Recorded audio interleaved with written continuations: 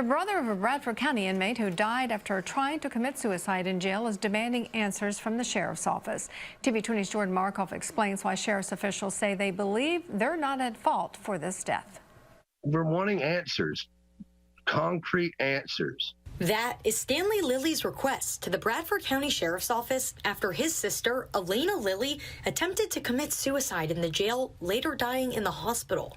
If she's suicidal on suicide watch in a solitary confinement cell, how is she able to have a blanket to do it with anyways? According to a spokesperson for the sheriff's office, Lilly was not on suicide watch. We did, in this particular case, review our intake procedures, and part of that's a questionnaire that we go through to see if the inmate has had any history of suicidal thoughts or tendencies.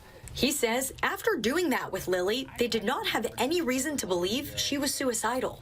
This is the room an inmate would go in if they were placed on suicide watch. In this room, they would have 24-hour supervision, and the only thing they'd have on them is a suicide shroud.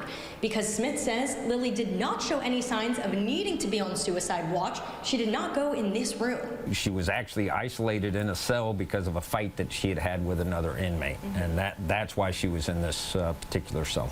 She did have a blanket in that cell with her, which she used to try to kill herself. We all know that she was going through things. She was going through, I know she was in for drugs. With her being suicidal, she had already been in institutions before. Smith says he believes the agency handled this appropriately and that the FDLE investigation will show that.